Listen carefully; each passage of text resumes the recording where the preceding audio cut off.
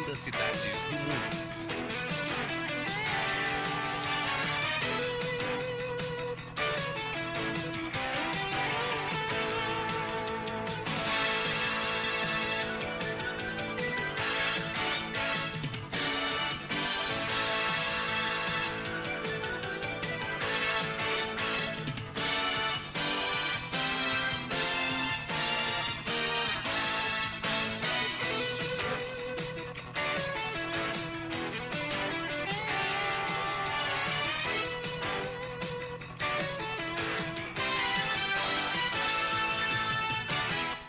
Roma.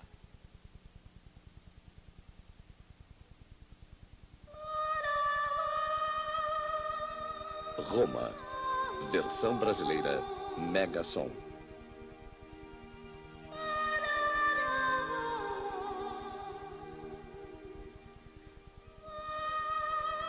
Roma é a única cidade grande do mundo cujo passado misturou-se indissoluvelmente à vida de todos os dias. A cidade cresceu no tempo, metabolizando as construções existentes e incorporando-as em edifícios de épocas e estilos diversos. Aquilo que em outros lugares é uma blasfêmia arquitetônica, em Roma é um horizonte de maravilhas, um longo fio de pedras que liga o século XX ao Império Romano.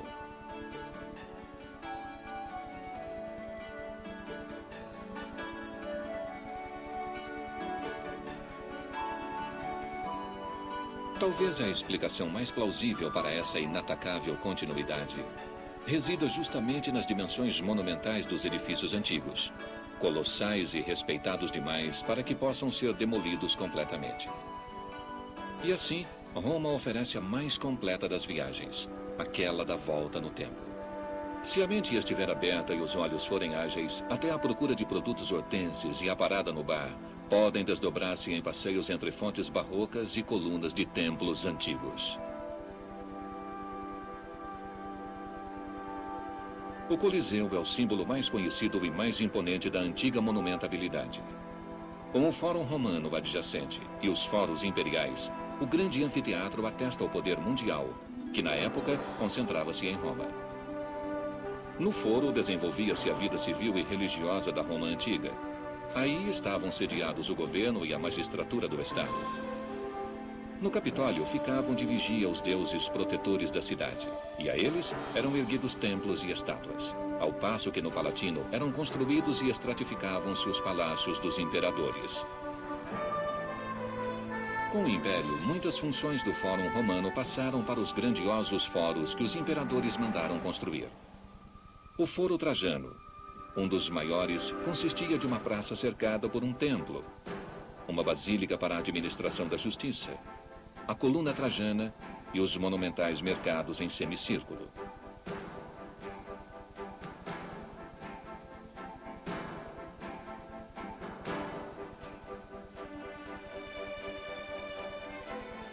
Ao lado dele, o Foro de Augusto, que uma grandiosa muralha separava da Suburra, o bairro popular de Roma antiga. E em seguida, o Foro de Nerva, com restos de preciosíssimas esculturas. As pedras antigas do Foro Trajano são intercaladas por construções medievais, renascentistas e barrocas. A Torre das Milícias, a Casa dos Cavaleiros de Rode e as duas igrejas barrocas simétricas criam há séculos já um dos palcos romanos mais originais e sugestivos. Em todos os cantos do centro histórico, os monumentos romanos convivem com as arquiteturas posteriores. Na Praça Colonna, diante do Palácio Chigi, surge a coluna de Marco Aurélio, que juntamente com a de Trajano, representa uma das criações mais originais da escultura romana.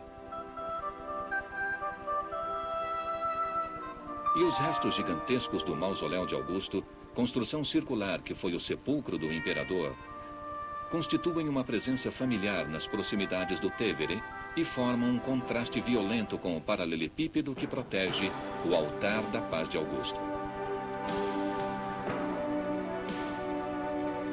No aparente caos dos muros caídos e dos arcos partidos, as pedras das termas de Caracalla deixam entrever ainda as formas das grandiosas salas onde ficavam piscinas, ginásios, bibliotecas.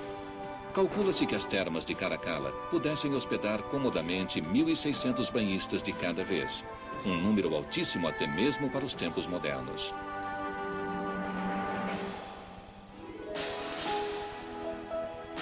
A água para esses banhos colossais e para o abastecimento hídrico da cidade era conduzida das colinas vizinhas através de aquedutos muito altos apoiados em arcos e que ainda perduram em campos romanos, cujos fragmentos podem ser vistos em muitos lugares.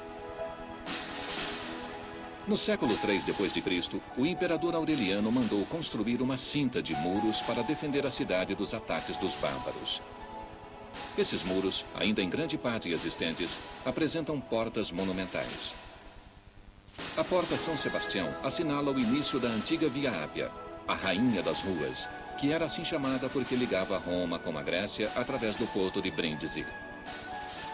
Ao longo da Via Ápia, que corta os campos romanos com seu pavimento de pedras, flanqueadas por cipestres e pinheiros mediterrâneos, surgem os restos de maravilhosos monumentos sepulcrais. Entre eles, é reconhecível o túmulo cilíndrico de Cecília Metella.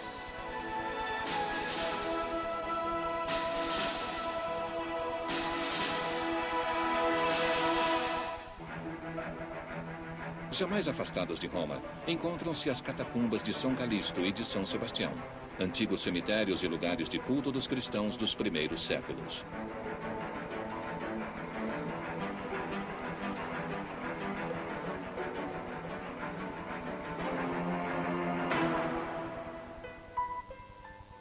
A Roma antiga dispunha de adequadas ligações fluviais com o porto de Ostia. Os diques e os armazéns do porto de Roma no Tevere, ou Tibre, foram descobertos recentemente. Próximo desse porto existe uma pequena colina, o Monte Testádio. Trata-se de um acúmulo de detritos, principalmente ânforas para transporte de produtos alimentícios, produzidas nos séculos da antiga metrópole.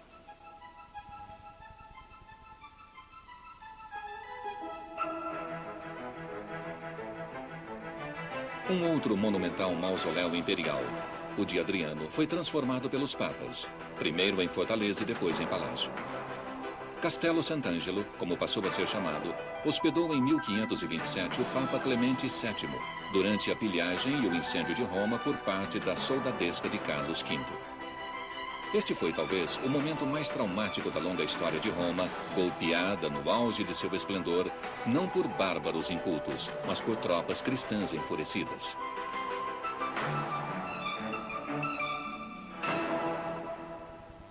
Do mausoléu de um imperador romano para o túmulo de São Pedro. A Roma cristã herdou a função ecumênica da Roma imperial e construiu, a partir do século XVI, o seu símbolo fundamental, a Basílica de São Pedro.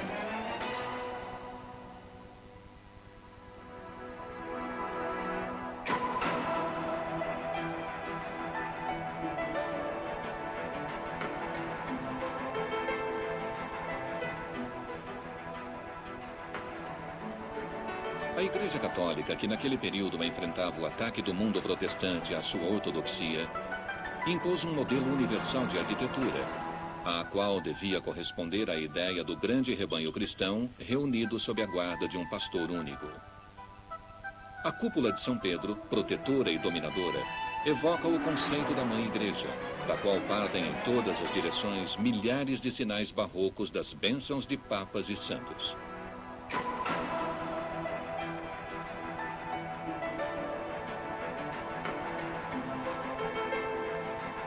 A praça, onde culmina a ideia do abraço universal de pedra, foi concebida por Bernini como centro espiritual do mundo católico e como teatro e representação dos seus ritos.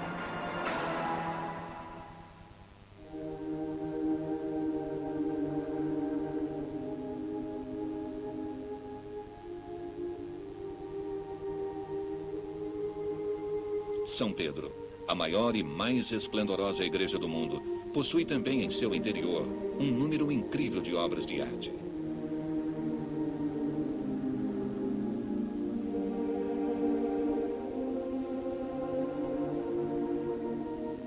Da Pietà juvenil de Michelangelo, arquétipo de pungente sofrimento materno, ao baldaquim de Bernini, representação terrena da glória celeste, o interior da basílica alinha e funde em dimensões algumas entre as mais altas formas da escultura e da arquitetura dos séculos XVI e XVII.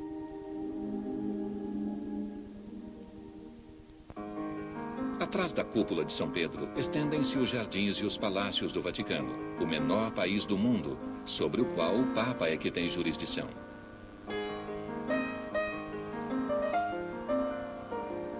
Nas preciosas galerias do Vaticano, concentram-se as obras de arte acumuladas pelos papas no transcurso dos últimos 5 séculos. Entre elas, as obras-primas da escultura do mundo antigo e os grandes ciclos da pintura de Rafael e Michelangelo. A casinha estilo século XVI de Pio IV, imersa no verde dos jardins, é um exemplo típico da vida e do gosto refinado dos príncipes renascentistas italianos, entre os quais contava-se também o Papa. Pela fechadura de um portão sobre o Aventino, pode-se desfrutar de uma célebre vista da cúpula de São Pedro. Sobre esta colina afastada e aristocrática, a Vila dos Cavaleiros de Malta e a Igreja do Priorado ladeiam grandes parques e uma antiga basílica. A geografia acidentada das colinas romanas instigou sempre a fantasia dos arquitetos e urbanistas.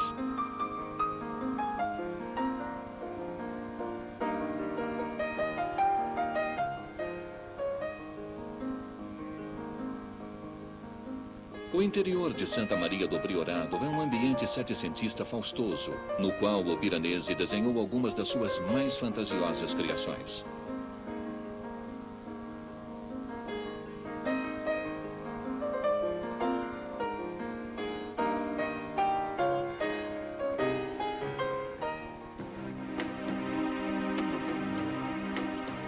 O estilo barroco expresso pelas 100 cúpulas romanas e sublimado nas inumeráveis cenografias de praças, fontes e perspectivas de ruas, é ao mesmo tempo o veículo e o produto do catolicismo triunfante na Contra-Reforma.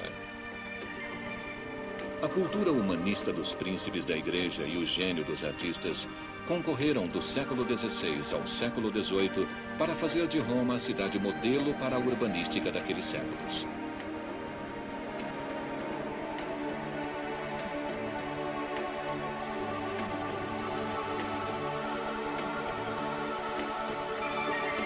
A Roma dos Papas iguala-se em esplendor e em monumentabilidade à Roma imperial.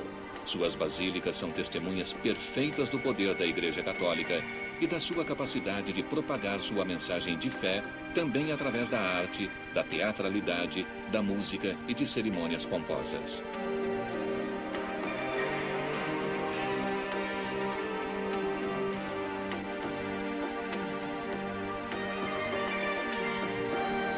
Santa Maria Maior, como muitos edifícios romanos, tem uma história mais do que milenar. Construída no século V e, portanto, ainda na época imperial, foi ampliada e embelezada na Idade Média e redecorada no Renascimento. Entre o fim do século XVI e o início do século XVII, ela ganhou 2 majestosas capelas, a Sistina e a Paulina, e no curso de 1700 foi feita a cenográfica fachada.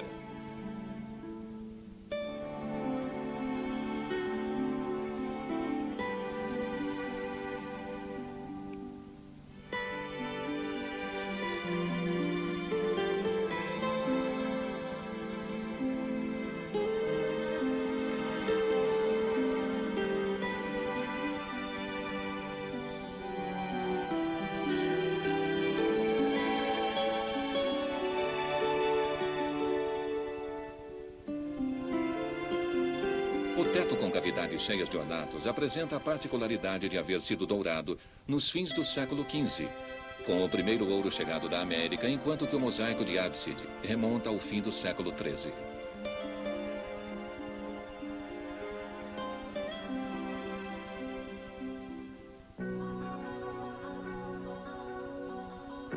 São João de Latrão, Catedral de Roma e do mundo, remonta na sua forma primitiva ao século IV, mas foi destruída inúmeras vezes por incêndios e terremotos e sucessivamente reconstruída.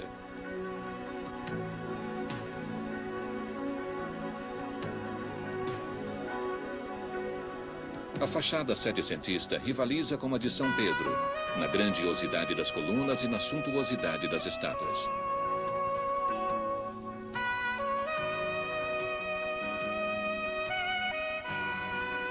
Durante mais de 1000 anos, o latrão foi residência oficial dos papas. Mas o palácio atual, que data do século XVI, foi concebido como residência de verão para eles. Na praça ergue-se o mais alto e antigo dos obeliscos egípcios erigidos em Roma.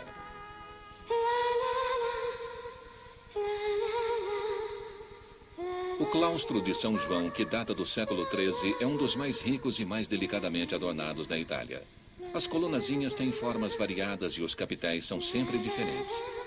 Ao longo das paredes encontram-se materiais de escavações que são provenientes da Basílica Antiga.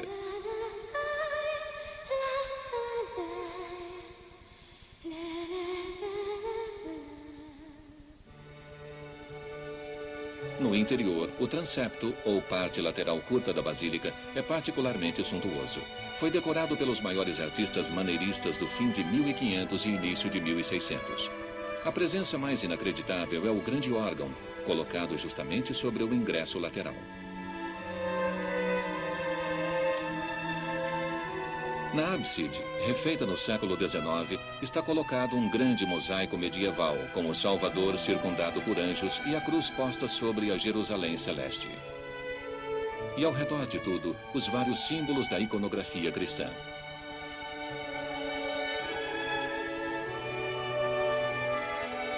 São João de Latrão tem 5 naves divididas por colunas e deve a unidade do seu aspecto atual à organização de Borromini, que mesmo diante da opulência do conjunto, conseguiu dar um cunho de exatidão e de sobriedade ao projeto.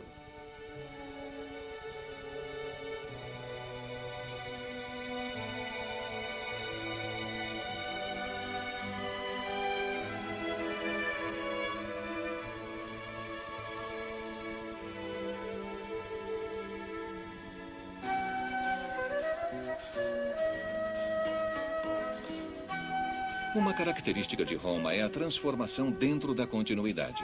Edifícios antigos servem de apoio para os renascentistas e barrocos ou são reutilizados com funções diferentes. Na colina do Capitólio, onde estavam os templos das divindades romanas, Michelangelo construiu a primeira praça da Roma moderna, delimitando-a com 3 palácios que se debruçam sobre uma escadaria monumental.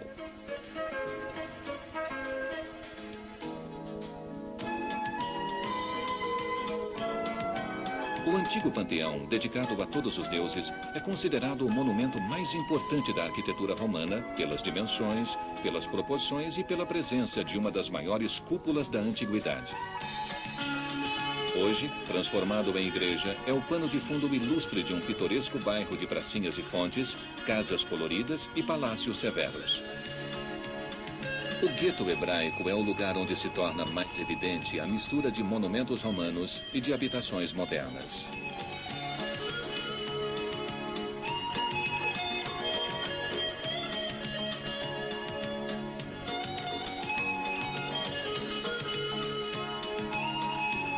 As pedras antigas foram recompostas de uma forma até extravagante, formando novas estruturas. Assim, tabacarias e vasos de gerânios despontam entre antigas inscrições e bustos de severos cidadãos romanos, mortos há 2000 anos, enquanto que colunas de templos e de mercados romanos decoram calçadas prosaicas, abarrotadas pelas mesas dos restaurantes ao ar livre.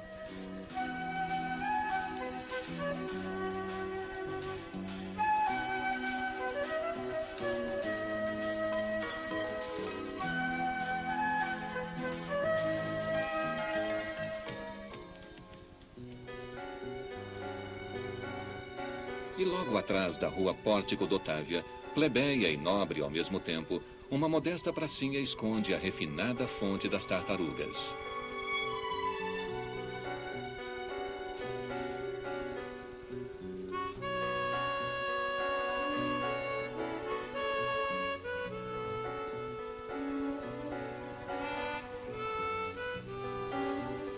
Com o mercadinho do Campo das Flores, continua o alternar-se do monumental e do popular, e o desenvolver-se de modestos ritos cotidianos sobre o pano de fundo de edifícios ilustres.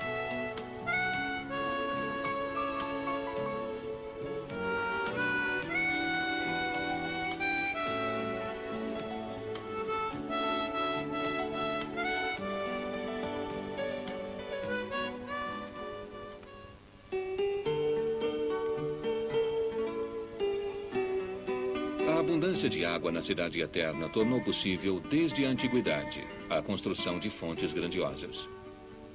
Os papas restabeleceram a tradição, reativando os condutos antigos e mandando construir fachadas monumentais ou esculturas fantásticas para as novas fontes barrocas.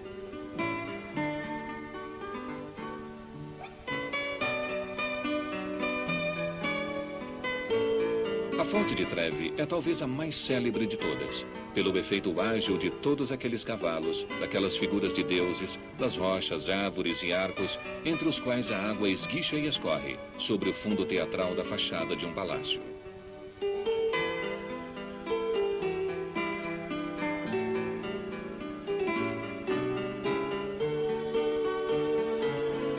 As pequenas dimensões da praça aumentam a surpresa e a emoção de quem, saindo do labirinto das ruazinhas próximas, encontra-se de repente diante da fonte.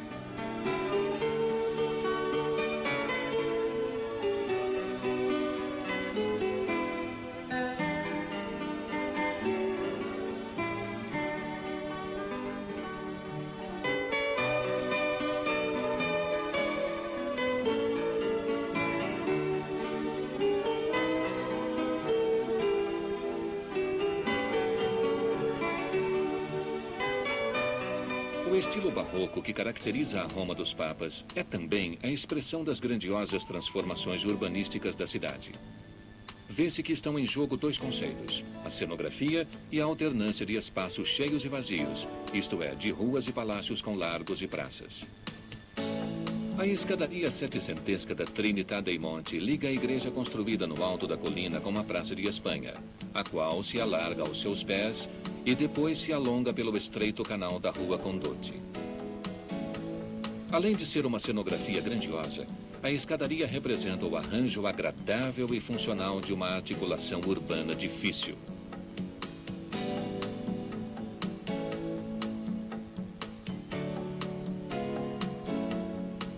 A fonte da Barcaccia, do pai de Bernini, é uma outra invenção barroca genial que evoca os grandes barcos do velho porto de Ripetta, no Tevere, no qual foi inspirada a escadaria.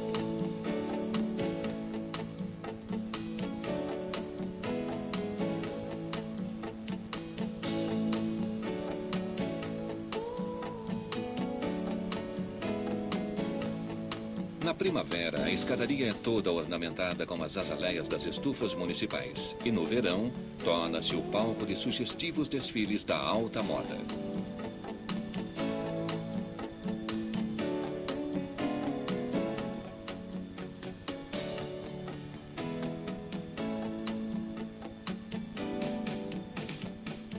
A Via Condotti com a paralela Via Fratina.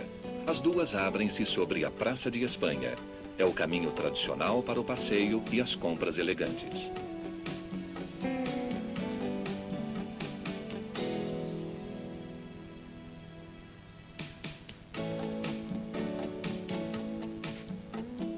Entre suas múltiplas atrações, temos o Café Greco, fundado em 1760 e frequentado por famosos visitantes estrangeiros como Goethe, Schopenhauer, Stendhal, Liszt, Wagner e artistas e escritores italianos dos séculos XIX e XX.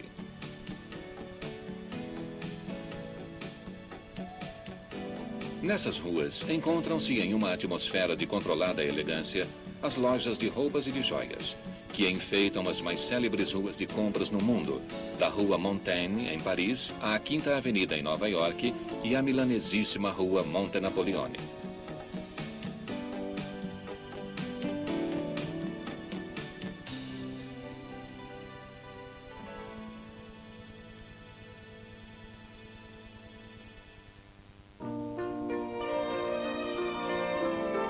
A Praça do Povo pertence àquelas maravilhas urbanísticas que fazem a glória de Roma.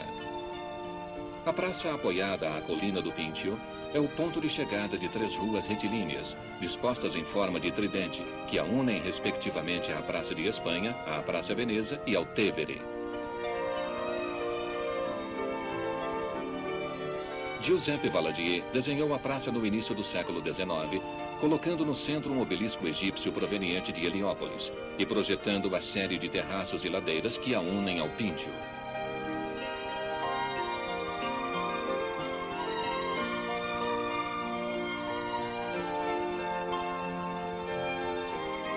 A Praça Navona, cuja forma elíptica lembra a coberta de um navio, foi edificada sobre os contornos do antigo anfiteatro de Domiciano, ainda visíveis em uma de suas extremidades. Bernini projetou a Fonte dos Rios, enquanto Borromini construiu a igreja de Santa Agnese, toda feita de curvas e reentrâncias.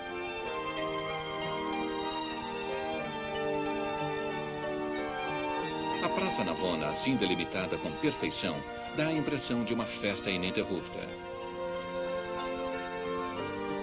Sobre os jogos de água entre as estátuas e as linhas sinuosas da arquitetura, domina a alegre confusão dos restaurantes a céu aberto e dos transeuntes, que mesmo ignorando bem geral o nome e o significado das pedras que os rodeiam, sentem-se ao mesmo tempo protegidos e emocionados por aquele suceder-se de maravilhas.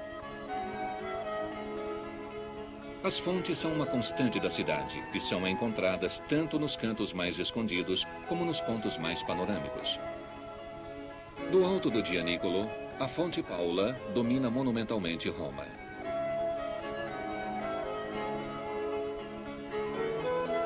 Também a Praça de Santa Maria, em Trastevere, é adornada com uma fonte, ao redor da qual vive o bairro mais humilde de Roma, aquele dos artesãos e dos barqueiros.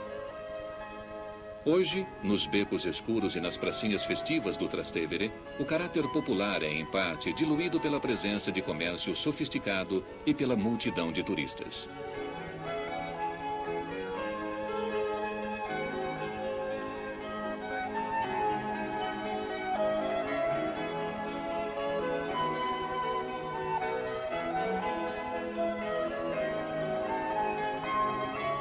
Do outro lado do rio fica o Palácio Farnese, o edifício renascentista mais imponente de Roma e de cuja construção também Michelangelo participou. Atrás do palácio, a primeira rua retilínea da cidade, a Rua Giulia, que o Papa Júlio II quis fazer para usá-la como o eixo principal dos seus projetos grandiosos para a organização do centro de Roma.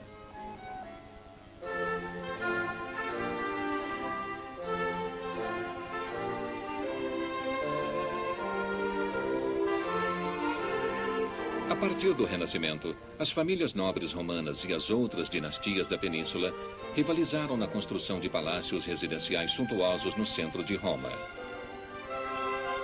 Além do Palácio Farnese, do Quirinale, do Latrão e da Chancelaria, surgiram o Palácio Veneza, os palácios dos Doria e aqueles dos Mattei, o Palácio Corsini, o Palácio Barberini e dezenas de outras moradias luxuosas.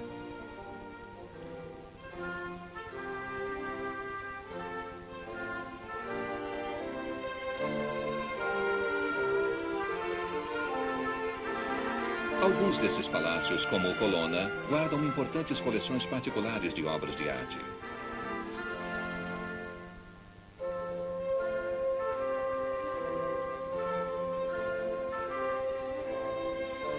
A Galeria Colonna, com seus salões ricos em ornatos de estuque, espelhos, afrescos, mármores e estátuas, reflete o gosto seiscentesco para o colecionismo e a mobília.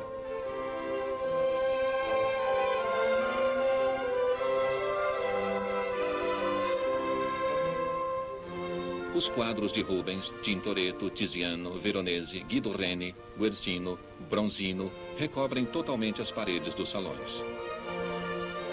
Esta organização das pinturas contribui muito mais para o efeito decorativo do conjunto que para a valorização de cada obra em particular.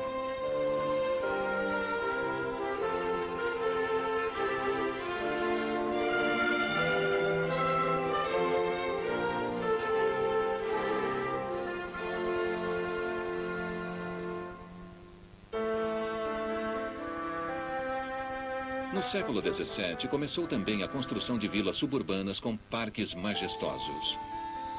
Entre as maiores estão a Vila Doria Pampilli e a Vila Borghese, que atualmente são parques públicos.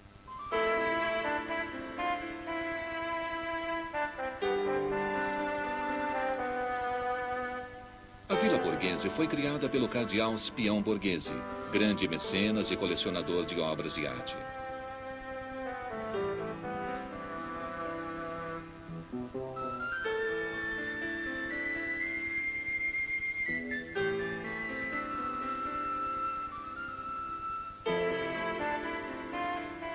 A Vila Borghese é o Parque de Roma por excelência.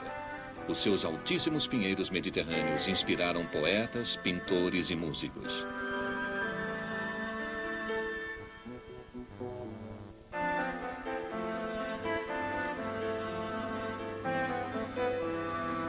No interior da Vila Borghese abrigam-se museus importantes, como o Museu e a Galeria Borghese, alamedas monumentais ladeadas por azinheiros e magnólias, restaurantes, o jardim zoológico e um pequeno lago com uma ilha que é também um templo neoclássico.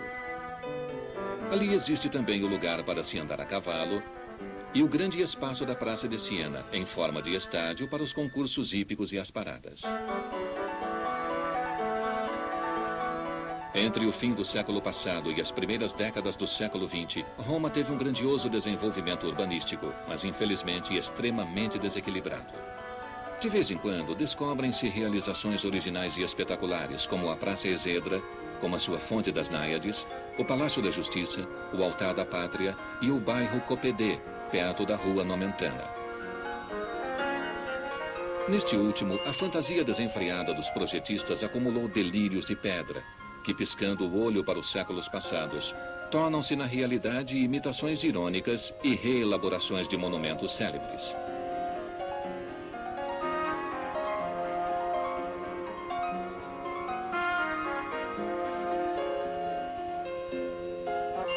E nos anos 30, 40, na onda do fascismo, foram erguidos enormes monumentos de mármore que deveriam igualar a grandeza de Roma antiga. Entre os principais estão o Foro Itálico, a Estação Termini, a Rua da Conciliação e, sobretudo, o EUR, o bairro que deveria hospedar a Exposição Universal em 1942.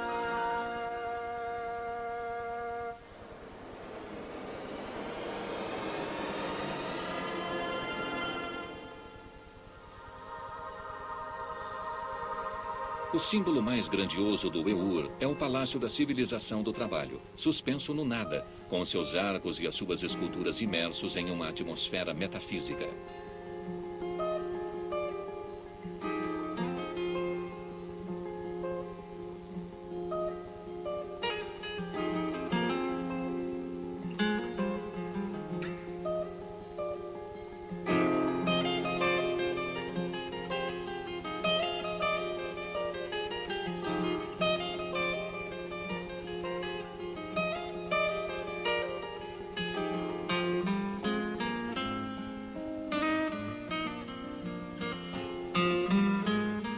Pertence ao mesmo período histórico aquela que foi chamada de Fábrica Italiana dos Sonhos, a Hollywood sobre o Tevere.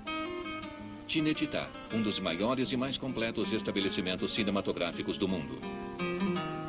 Aqui, completa-se o ciclo da história de Roma, 1000 vezes reelaborada e reciclada. Desta vez, o que temos à nossa frente é a Roma de plástico e de papelão.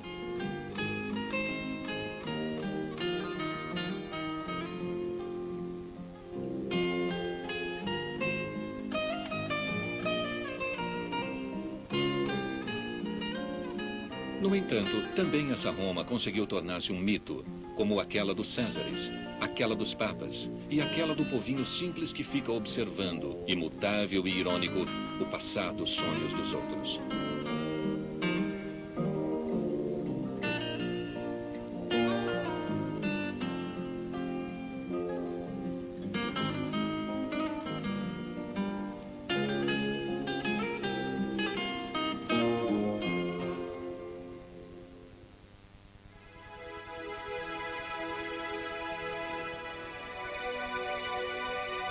Infelizmente, a Roma moderna está se tornando uma mistura de lugares comuns.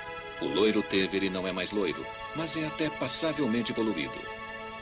O ocaso renunciou ao refrigério da brisa do poente a partir do momento que o delicioso ventinho é bloqueado pelas novas mastodônticas construções. E La Dolce Vita não é nada mais que uma ilusão de celuloide, criada talvez apenas pela fantasia de Fellini.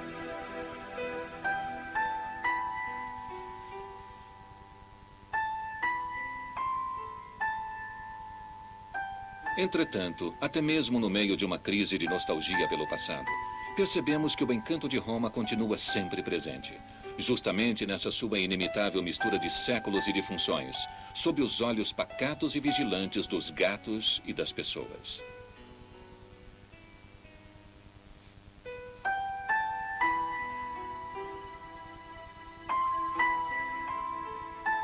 A cidade havia sido construída para representar o poder de maneira monumental. Deste teatro de pedra e de mármore, resta o palco, sobre o qual a cortina dos sonhos está sempre pronta a abrir-se.